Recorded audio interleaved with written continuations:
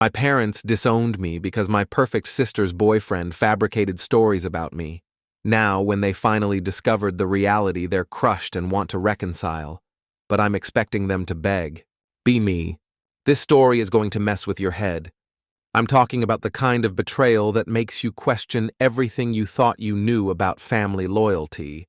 This happened about 8 years ago, but I'm finally ready to put it all out there. Because honestly, keeping this to myself has been eating me alive.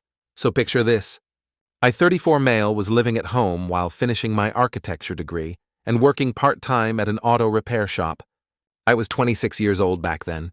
My younger brother Tyler was 24, and he'd been dating this girl Vanessa for about a year and a half. She was one of those girls who seemed perfect on paper. Pretty smart, came from a good family. My parents absolutely loved her, always talking about how lucky Tyler was and how she was perfect daughter-in-law material. I never really liked her, though. Something about her always felt fake to me. She'd be all sweet and innocent around my parents, but I caught her being pretty nasty to service workers when she thought nobody was looking. Plus, she had this way of making these little comments about me that sounded like jokes but weren't really jokes, you know? Like she'd say stuff like, "Oh, still living at home, when are you going to get your life together like Tyler?" With this smile that didn't reach her eyes. Tyler was completely whipped. This dude would cancel plans with friends, skip family events, basically reorganize his entire life around whatever Vanessa wanted. It was painful to watch, but he was my brother, and I figured he'd eventually figure it out on his own. The day everything went to hell started normal enough. I was supposed to help Tyler move some furniture from his apartment to his new place. We'd planned to meet there around 2:30 p.m. to get started. But around 1 o'clock he texted me asking if I could head over early, because his car was making weird noises and he needed to stop by the shop to get it looked at. He said he might be an hour late, but that Vanessa would be there to let me in, and we could start packing some of the smaller stuff.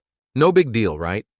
I figured I'd grab some energy drink on the way and maybe get a head start on boxing up his books or whatever. Tyler had given me his spare key months ago when he first moved in, so I didn't think twice about it. I got to his apartment building around 1:15 and took the elevator up to the 3rd floor. The hallway was quiet.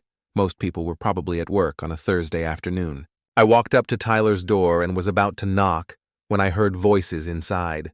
Figured Vanessa was maybe on the phone or watching TV. I used my key to unlock the door and stepped inside, calling out, "Hey, it's me," so I wouldn't startle her. That's when I saw them. Vanessa was pressed up against the wall in Tyler's living room, with Colin's hands all over her. They kissed, completely lost in each other. Colin, my brother's friend since college. The guy who'd been to every birthday party and family barbecue for the past 3 years. "What the hell?" I shouted. They broke apart instantly. Vanessa's face went from passion to pure panic in about half a second. Colin spun around and went white as a sheet when he saw me standing there. For a moment, nobody said anything. I was furious. "Are you kidding me right now?" I said, looking back and forth between them. In my brother's own apartment. For a moment, nobody said anything. Then Vanessa started crying. She pushed Colin away and started backing toward the corner of the room, sobbing and saying, "Please don't tell him," over and over. Colin stepped between us with this weird protective stance. "Dude, you need to leave," he said. "Just go," like I was the one who didn't belong there. "Tyler is my brother. What the hell do you think you're doing, Colin?" That's when Vanessa really started freaking out. She was hyperventilating, saying things like, "He's going to tell everyone and Tyler will never forgive me." I tried to calm her down, but she just kept getting more hysterical, and Colin kept telling me to leave. Finally, I said, "Screw it," and walked out. I figured I'd call Tyler and let him handle it. I drove home thinking about how I was going to break this news to my brother. It was going to destroy him, but he needed to know the guy deserved better than being played for a fool by someone he trusted. But near the evening, my phone started blowing up with calls from Tyler. When I answered, he was screaming at me. "What the hell did you do to Vanessa?" The conversation with Tyler was like something out of a nightmare. He was so angry I could barely understand what he was saying at first. Apparently, Vanessa had called him immediately after I left crying and telling him that I had attacked her at his place. Her story was that she was alone when I had shown up, and while helping with the furniture, I forced myself on her. Colin was backing up her story, claiming he walked into us, and he tried to stop me, but I was too strong and that I had threatened both of them. I couldn't believe what I was hearing. Tyler, that's completely insane. I caught them making out she's cheating on you with Colin. Shut up, you're a liar, he said. Vanessa would never cheat on me, she loves me. You're just jealous because you can't get a girl like her. The jealousy angle hit me hard because it was so ridiculous. I'd never been jealous of Tyler's relationship. If anything, I'd felt bad for him because I could see how manipulative she was. I tried to explain what I had actually seen, but Tyler wasn't having it. He said Vanessa was talking to the police. The police? I felt like I was in some alternate reality where nothing made sense. Tyler, please, you have to listen to me. I'm your brother. Why would I lie about this? Because you've always hated her, he said. You've never been able to stand seeing me happy? Well, congratulations, you might have just destroyed the best thing that ever happened to me. He hung up on me. I sat there, hands shaking, trying to figure out what just happened. 20 minutes ago, I was worried about telling my brother his girlfriend was cheating. Now, apparently, I was a predator. I drove to my parents' house, went inside, and found them in the kitchen. They already knew Tyler had called them first, and they were both sitting there looking at me like I was a stranger. My mom was crying, and my dad was just staring at me with this expression I'd never seen before. Is it true? My dad asked. Is what true that I caught Vanessa cheating and she's lying about it to cover her tracks? Yeah, that's true. My mom gasped, like I had just confessed to murder. How could you do this to your brother, to that sweet girl? I tried to explain what really happened, but they weren't listening any better than Tyler had. They had already decided I was guilty. They'd rather believe their son was capable of assault than admit their perfect future daughter-in-law was a cheater. The next few hours were surreal. Tyler came home with Vanessa. She was playing the victim perfectly, crying, whenever anyone looked at her, flinching when I entered the room. She'd clearly studied how trauma victims behave and was putting on an Oscar-worthy performance. Tyler wouldn't even look at me when I tried to talk to him. He told me to stay away from his girlfriend. My own brother was treating me like a predator in our own house. The worst part was watching my parents comfort Vanessa. My mom was making her tea and telling her how brave she was. My dad was patting Tyler on the back and telling him what a good man he was for standing by his woman. Meanwhile, I was sitting right there, their actual son, and they were treating me like a monster. Nobody was asking me for my side of the story. Nobody seemed to care that their son and brother might be innocent. They had already made up their minds. That night, Tyler cornered me in the hallway outside my room. He was different than I'd ever seen him, angry in a way that was almost scary. If you ever go near Vanessa again, I will beat the hell out of you myself, he said. The little brother I taught to throw a football was talking to me like I was his worst enemy. Tyler, she's lying. I swear to God she's lying. I caught her cheating and she's covering it up. He grabbed me by the shirt and slammed me against the wall. My little brother was looking at me like he wanted to kill me. You're going to keep lying even now, he said. Even after what you did to her, you're sick, man, you're really sick. I pushed him off me. Fine, don't believe me, but when you find out the truth, don't come crying to me. The only truth is that my brother is a monster, he said. And I'm never going to forgive you for this. 2 days later, the police showed up at our house with a warrant for my arrest. I knew it was coming. Vanessa had filed a formal complaint, and Colin was corroborating her story. But actually being handcuffed in front of my neighbors was humiliating beyond words. The detective handling my case was this older guy who clearly thought I was guilty from the start. During the interrogation, he kept asking me things like, did you plan this or was it a crime of passion? Like he was just trying to get me to confess to something I didn't do. He had this tired, seen-it-all attitude that told me he'd heard every excuse in the book and wasn't buying mine. I told him the truth that I had caught Vanessa cheating and she was lying to cover it up. But he said that's what guys like me always say. Apparently claiming the victim was lying was such a common defense that it actually made me look more guilty. My parents kept asking me if I was sure that's what happened. Like maybe I was confused or afraid to tell the truth. The only person who believed me was my friend Colin, who said he'd known Vanessa was sketchy from day one. The investigation dragged on for 6 weeks. 6 weeks of my life just suspended while the police interviewed witnesses and collected evidence. The house was like a war zone. Tyler and Vanessa were there constantly, and she was milking the victim role for everything it was worth. She'd have panic attacks whenever I was in the room, and would cry to my parents about how traumatized she was. The performance never stopped, even when she thought no one was watching. Tyler was her loyal guard dog through all of it. He'd sit with her during her episodes and glare at me like I was some kind of animal that needed to be contained. My parents were completely buying into it too. They'd comfort Vanessa and tell her how sorry they were that their son had done this to her. I felt like a ghost haunting my own house. The worst part was that nobody wanted to hear my side of the story. Whenever I tried to explain what really happened, they'd shut me down and say I was re-traumatizing the victim.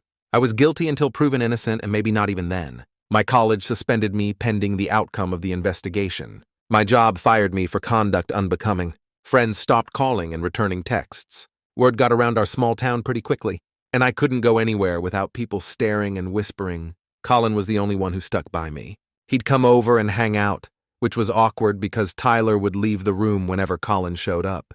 Colin kept saying he knew I was innocent, and that the truth would come out eventually. Sometimes I wondered if he was just being loyal or if he actually believed me, but his support was the only thing keeping me sane. After about a month, the detective called me in for another interview.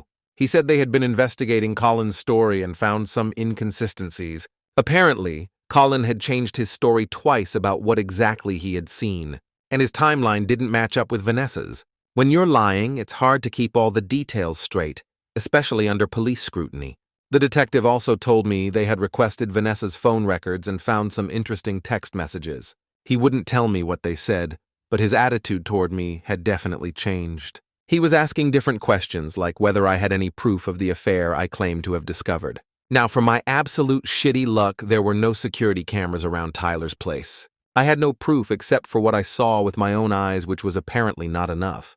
2 weeks later, the charges were dropped. The detective called to tell me that they had found no evidence to support Vanessa's claims, and several pieces of evidence that contradicted her story. He said they wouldn't be pursuing the case further. The relief I felt was overwhelming, but it was mixed with anger, that it had taken 6 weeks to reach the obvious conclusion. You'd think that would be the end of it, but you'd be wrong. My parents' reaction to the charges being dropped was basically, well, just because they can't prove it doesn't mean it didn't happen. They said they were disappointed in the justice system, and that they knew what they believed. It was like they were more invested in being right than in their son being innocent. Tyler was even worse. He said dropping the charges didn't prove anything. The mental gymnastics were incredible. Rather than admit they'd been wrong, they doubled down on their belief that I was guilty. But the worst part was that they all stayed loyal to Vanessa. Even after the charges were dropped, even after it was clear her story didn't hold up, my family chose to believe her over me. She was still coming to family dinners. Tyler was still treating her like his princess. My parents were still treating her like their future daughter-in-law. I was the one who was unwelcome in my own house. My parents said I could stay until I figured things out, but it was clear they wanted me gone. Tyler made it obvious that he couldn't stand being in the same room as me. The house that had been my home for 26 years suddenly felt hostile and foreign. The final straw came about 2 weeks after the charges were dropped. I overheard my parents talking in the kitchen about how they were concerned about having me around, and how they needed to think about Vanessa's comfort. They were literally choosing my brother's lying girlfriend over their own son. The conversation I overheard was brutal. They were discussing whether to ask me to move out permanently because my presence was upsetting to Vanessa. That night I packed everything I owned into my car. I left a note saying I was leaving town and not to look for me. I drove straight to Colin's place and told him I was done. Done with my family.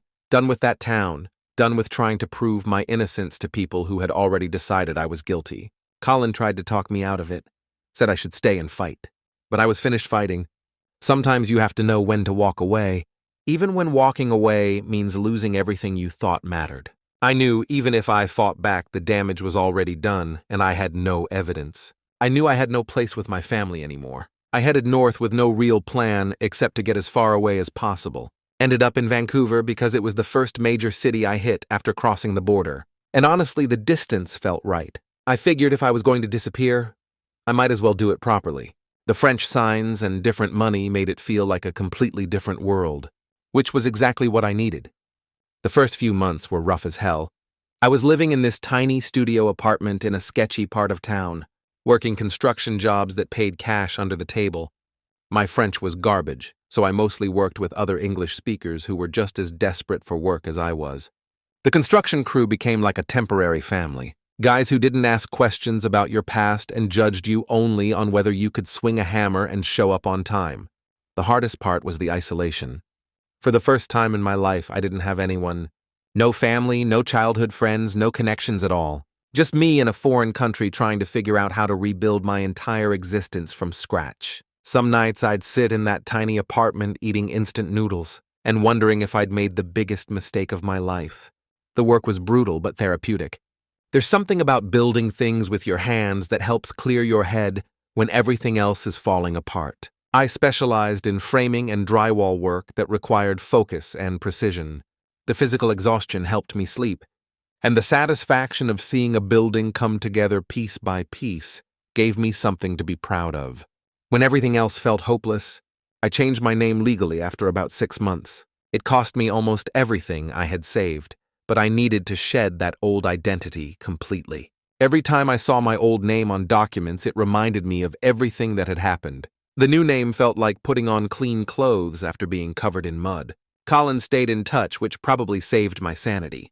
He'd call every couple of weeks to check in and eventually started visiting me a few times a year. It was good to have one person from my old life who still believed in me. He'd update me on what was happening back home, though most of it I didn't want to hear. Hearing about my family's life continuing without me was like picking at a scab that wouldn't heal.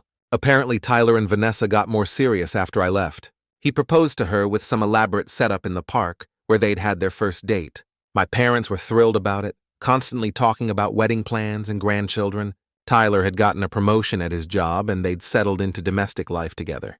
From the outside, it looked like the perfect happy ending, except for the son and brother they'd thrown away to make it happen. Colin never said it directly, but I could tell he thought my family was messed up for choosing Vanessa over me. He'd make comments about how weird it was that they never asked about me or seemed concerned about where I'd gone. But he was loyal to me, not them, so he kept those observations to himself mostly.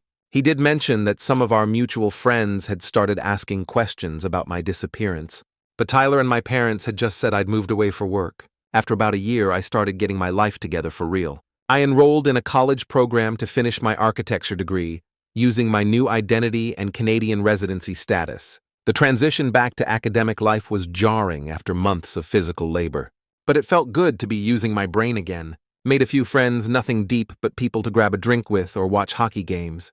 The work situation improved, too. I landed a job with a construction company that specialized in commercial buildings. The pay was decent and the work was satisfying. I started dating again around year 2, though trust was still a major issue. But slowly, gradually, I learned to open up. Started having a routine, a decent apartment, a job I didn't hate, and a few people who knew me as just a regular guy. Helped restore my confidence. The real breakthrough came in year 3 when I met Sophia at a coffee shop near campus. She was a nursing student originally from Toronto, and we hit it off immediately. She was patient with my trust issues never pushed when I was obviously uncomfortable. We took things incredibly slow. I told her I had a complicated past but didn't go into details. She didn't push for information, which made me trust her even more. By the time I was ready to tell her the whole story, we'd been together for almost a year, and she already knew me well enough to know I wasn't capable of what I'd been accused of. Sophia changed everything for me. She helped me remember who I was before everything got destroyed. Her family background was completely different from mine. She'd grown up in a stable household where parents actually communicated with their kids and worked through problems instead of choosing sides. When she talked about her childhood, it sounded like stories from a different planet. We got serious pretty quickly once I opened up to her. She was the first person besides Colin who heard the whole story, and immediately said, "That's completely insane that your family believed her over you." Having someone validate that, it was crazy that I wasn't overreacting or being dramatic. Was huge for my mental health. When Sophia brought me home to Toronto to meet them, they welcomed me like I'd always been part of their family. Her dad taught me to fish on the Don River. Her mom shared family recipes that had been passed down for generations, and nobody questioned my past or made me feel like I had to prove myself. They just accepted that I was important to Sophia, and that was enough for them. Sophia's parents had been married for 30 years, and still acted like they genuinely enjoyed each other's company. After about 2 years together, Sophia got pregnant, twins, which was both terrifying and amazing. We were having a boy and a girl, and I remember thinking that these kids would never know the pain of being abandoned by their family. When the kids were born, everything clicked into place. Holding my son and daughter for the first time, I knew I would literally die before letting anyone hurt them the way I had been hurt. These kids were going to grow up knowing their father would always believe them, Always support them, always be on their side. The kids are 4 now and they're everything to me. Sophia's family stepped up in ways that blew my mind. Her parents moved to Vancouver to be closer to the grandkids, taking early retirement to help us with childcare. Her dad helped me buy a house in a good neighborhood with decent schools, co-signing the mortgage when my credit history wasn't quite strong enough. Her mom basically moved in for the first month after the twins were born, doing laundry, cooking meals, and teaching Sophia and me how to handle 2 babies at once. I got promoted to project manager at the construction company, which came with better pay and more flexible hours. The promotion meant I could spend more time with the kids while still advancing my career. Sophia finished her nursing degree and got a job at the children's hospital, which was perfect because she could relate to what the families were going through. We were actually living a dream. Good jobs, nice house, healthy kids, supportive extended family. The kids grew up thinking they had one set of grandparents, and that was normal. I told Sophia's parents the truth about my family, and they made it clear that as far as they were concerned, I was their son now. They took their grandparent duties seriously, showing up for every birthday party, school play, and soccer game. My kids called them Grandma and Grandpa and got spoiled rotten just like any other grandchildren. Colin kept visiting usually twice a year and became like an uncle to the kids. They loved him and he loved being able to spoil them and then give them back to us when they got cranky. He'd still update me on what was happening back home, though. By now, I mostly didn't want to know. Tyler and Vanessa had gotten married in this big, expensive wedding that my parents had apparently paid for. They'd bought a house 3 streets over from where we grew up, close enough to my parents that Vanessa could continue her perfect daughter-in-law act. Tyler was working at the same engineering firm where my dad had worked before retiring. It was like they were living the life I was supposed to have with the woman who had destroyed my chance at having it. Colin said my parents still never mentioned me or asked how I was doing. It was like I had never existed. They'd created this alternate reality where their son was Tyler and their daughter-in-law was Vanessa. And I was just erased from the family history. Honestly, by that point it didn't hurt as much as it used to. I had a family that actually cared about me. Kids who thought I was a hero for being able to fix their broken toys and make pancakes on Saturday mornings. And a life built on truth instead of lies. 8 years after everything fell apart, and 5 years of peaceful family life with Sophia and the twins, the universe decided to test me again. It was a Saturday morning and I was helping my son with his math homework, while my daughter and Sophia were at the grocery store. Just a normal weekend morning. The doorbell rang and I figured it was probably a neighbor or delivery guy. My son ran to answer it before I could stop him. I heard him talking to someone, but couldn't make out what was being said. Then he came running back, looking confused. "Dad, there's an old man at the door who says he's your father." My stomach dropped. I walked to the front door, and there was my father standing on my porch in Canada, looking older and more tired than I remembered, but definitely him. He was wearing a winter coat that looked expensive but hung loose on his frame, like he'd lost weight recently. For a moment I thought I was hallucinating. This man who had disowned me 8 years ago was somehow standing at my door, like something out of a nightmare. "Hello, son," he said quietly. His voice was the same, but there was something broken in it. I slammed that door so hard, the whole frame shook. All those old feelings of betrayal and anger came flooding back like it had happened yesterday. My hands were shaking, and I could hear my heart pounding in my ears. My dad kept knocking and calling my name, my old name which sounded foreign after all these years. "Please, son, open that door and let me talk to you. I know you're angry, but please let me explain." The desperation in his voice was something I'd never heard before. But then Sophia got home with our daughter, and she was asking who was that man at the door. I explained the situation as simply as I could. Sophia had heard the whole story, obviously, but she'd never expected to actually meet any of my family. She was furious on my behalf, but she told me to take my time and see what he wanted. While she'd keep the kids busy, she took them to their rooms and gave me space to deal with whatever this was. Then I opened the door and let my father in. He looked around the house, taking in the family photos on the walls, the kids' artwork on the refrigerator, the obvious signs of a happy family life. There were pictures of birthday parties, family vacations, school events, years of memories that he'd never been part of. "You've done well for yourself," he said, and there was genuine admiration in his voice. "No thanks to you," I replied. "What do you want?" He sat down heavily on my couch and suddenly looked every one of his 75 years. His hair had gone completely gray, and there were lines around his eyes that hadn't been there before. I need to tell you something we discovered last month. What my father told me next was both vindicating and infuriating at the same time. Apparently, Tyler and Vanessa's marriage wasn't the fairy tale everyone thought it was. About 6 months ago, Tyler had started noticing some weird behavior from Vanessa. Being secretive with her phone, making excuses to go out alone, staying late at work for projects that never seemed to materialize. Tyler decided to do some detective work before confronting her. He followed Vanessa one evening when she said she was going to her book club, only to see her car parked outside a restaurant downtown. He waited in his car for 3 hours until she came out with Colin, but he didn't confront them immediately. Instead, he started paying attention to everything. Her schedule, her excuses, her behavior, when she thought he wasn't watching. He started documenting the affair. He followed them for weeks, getting photos and video evidence of their relationship. Turns out she was still having an affair with Colin, who was now married with kids of his own. They'd been meeting at hotels at Colin's office after hours. The affair had never really ended. They'd just gotten better at hiding it. But here's the part that made my blood boil. They'd been carrying on this affair for years, not months, years. It had been going on since before I caught them the first time, and continued through their entire marriage. Tyler found credit card records showing regular hotel visits throughout their marriage, plus evidence that they'd been meeting even before the wedding. She'd been living a double life for basically their entire relationship. He'd also discovered text messages between them. What was in those messages was devastating. They'd been planning their future together, talking about leaving their respective spouses, even discussing what they'd do if anyone found out about their history.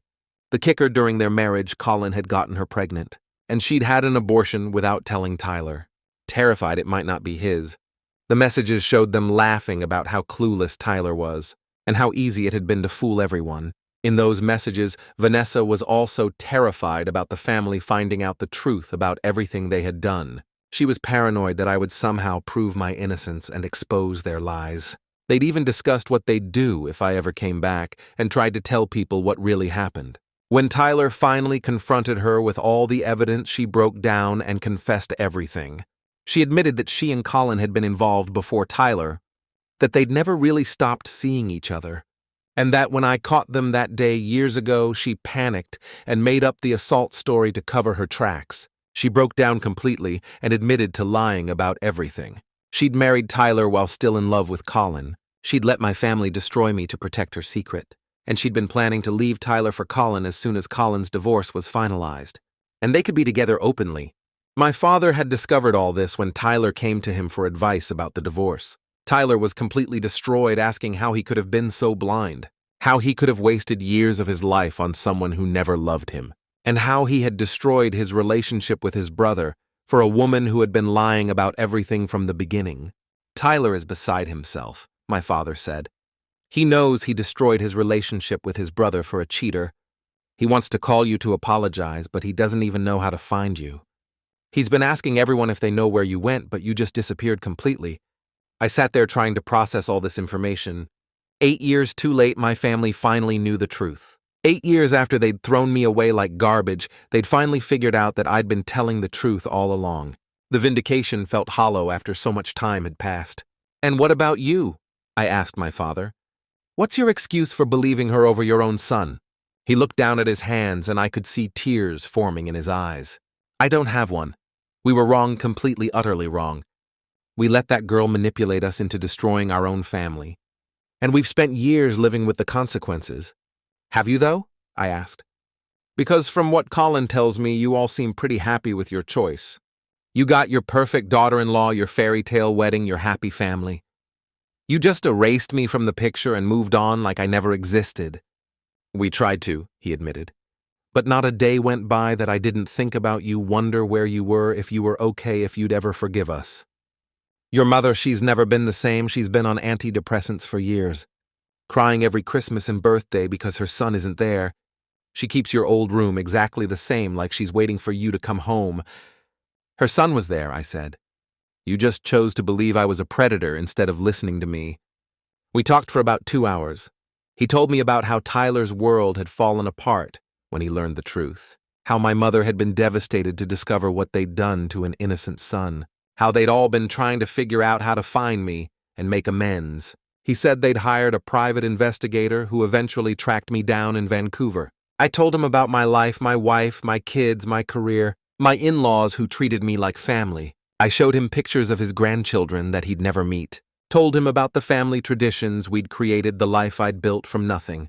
I explained how Sophia's parents had stepped into the grandparent role, and how my kids had never known they were missing anything. I want to make this right, he said. I know I can't undo what we did, but maybe we can find a way forward. Maybe we can be a family again. There is no way forward, I told him. You made your choice 8 years ago. You chose to believe a liar over your own son. You threw me away like I was nothing, and now you want me to just forgive and forget because you finally figured out the truth. I told him about the years of therapy, the trust issues, the complete destruction of my faith and family loyalty. I explained how I'd built a new life with people who actually cared about me, and how his sudden appearance had disrupted the peace I'd worked so hard to achieve.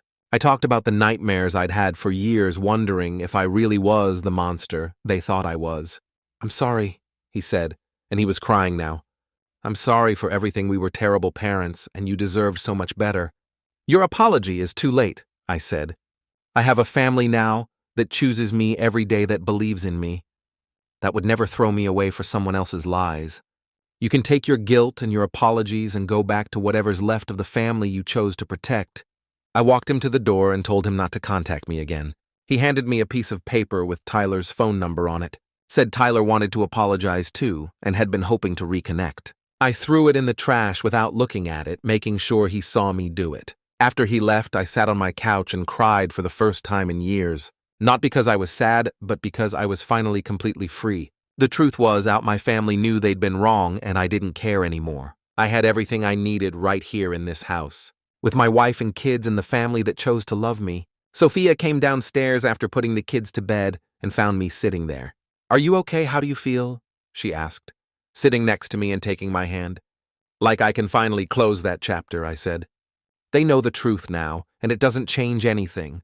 This is my family. You guys are my family, and that's enough. Colin called later that night to check on me. Apparently my father had contacted him to get my address, and Colin had been debating whether to warn me or not. I told him what my father had said, and Colin just laughed. Took them long enough to figure it out, he said. Too bad they lost you in the process.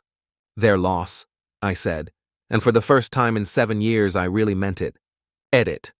A lot of people are asking if I'm going to reconnect with Tyler. The answer is no. He had 8 years to figure out the truth, or at least question Vanessa's story. Instead, he married her and lived happily ever after while I rebuilt my life from nothing. Some bridges burned completely, and that's okay.